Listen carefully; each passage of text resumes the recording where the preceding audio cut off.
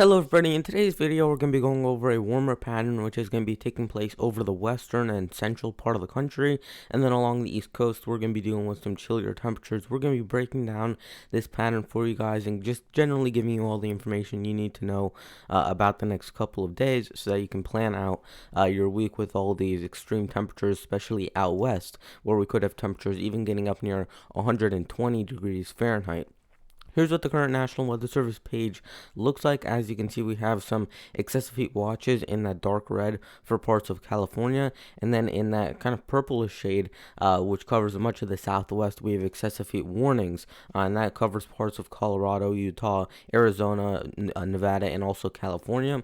We have heat advisories in parts of New Mexico and Texas, as well as a little bit of Nevada and a little bit also of Idaho and Utah, and then we have a few red flag warnings in that pink color for Utah and Nevada as well. Other than that, we don't have many other watches or warnings currently in place. Yesterday we had a tied high temperature of 112 degrees Fahrenheit in 4 different places. So we had one in Rio Grande Village, Texas, Death Valley, California, Sabino Canyon, Arizona, and also 2 miles southwest of Cibola, Arizona, where all of those areas got up to 112 degrees Fahrenheit.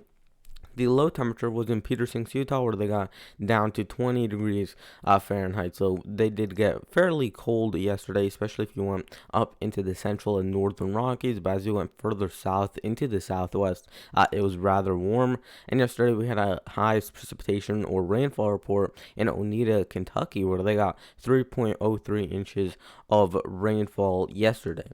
So here's what the current high temperature map is expected to look like, and we're going to be timing this out over the next couple of days and just breaking down what you should be expecting. The most above normal temperatures are going to be right through this corridor right here, so from the southwest into the northern Rockies and the northern plains. Once you get into the gray color, that's where you're above 90 degrees, and then once you're in that whitish color, that's where you're above 100 degrees. If you're in the pink color or kind of a magenta color, that's seen in parts of Arizona and California, that's where you're above 110, nearing 115 degrees, and eventually you're going to see a green color pop up. That's where you're getting near 120 to 125 degrees. So this would be for tomorrow, and you can see that we have those very warm temperatures all throughout the central and western part of the country, especially out west into the Rockies, where we have temperatures in the lower elevations getting up into and near 110, 115 degrees. So these are really warm temperatures, and it's only going to warm up from here. So you're starting to see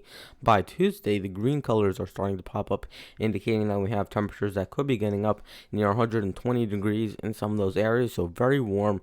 It will be also very warm in parts of Montana, Wyoming, parts of South Dakota and Nebraska as well, and some of the surrounding areas. Those areas will be closer to 25 to 40 degrees above normal, so they're going to be seeing temperatures getting up near 110 degrees Fahrenheit. So these are really warm temperatures even for areas that are further up to the north. And then of course you can kind of see the chillier pattern in through the Great Lakes, Ohio Valley, and Northeast, where we have temperatures only getting up into the 70s and even some 60s if you get further north or into some higher elevations.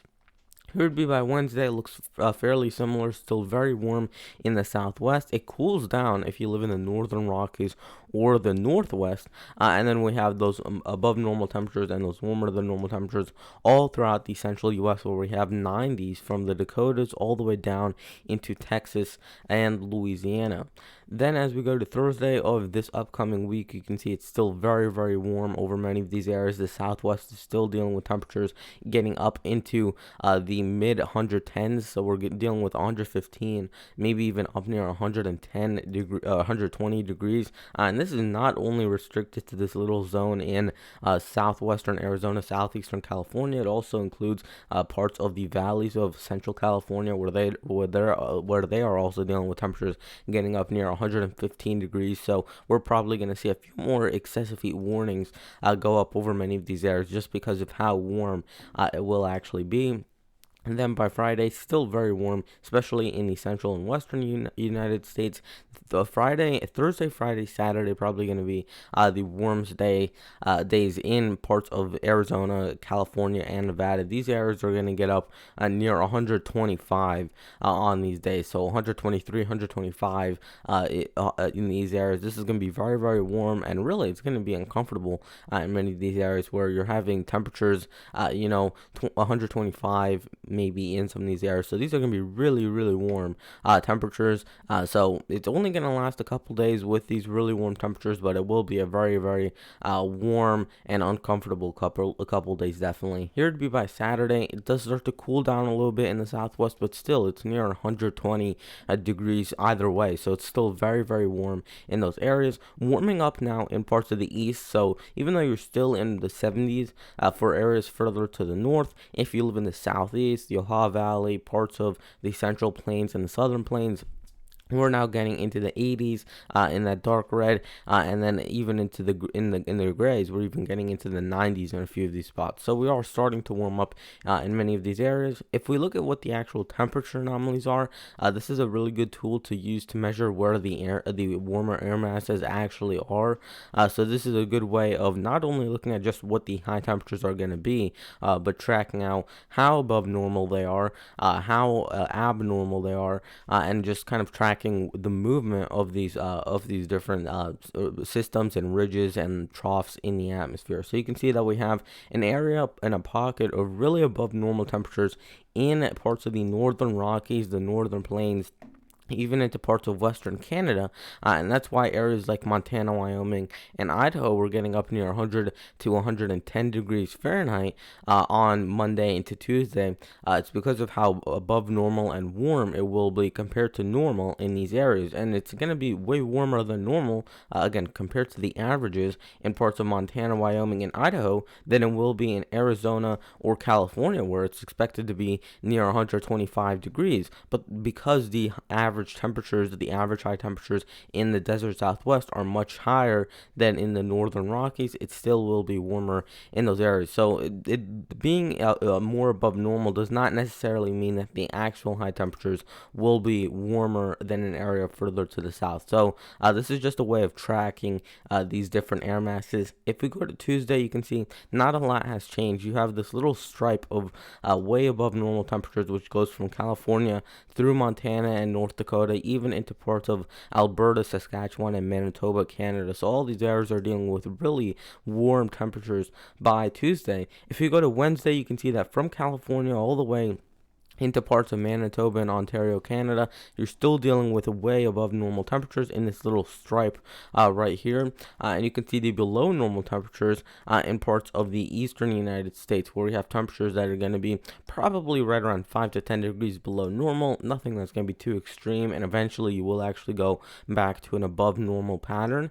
Here to be by Thursday, and you can see that we still have above normal temperatures in much of the central and western U.S., but it is starting to die down a little bit. It's definitely not as above normal as it was before, and we still have those below normal temperatures in parts of the East Coast and also the eastern United States in general. So it will start to warm up a little bit. You're going to see the cold air kind of move further and further to the east, and eventually it will be kicked out fully. Then by Friday, you can see that the colder temperatures just along the immediate coast, and now it's starting to, the warmer temperatures starting to spread even further to the east.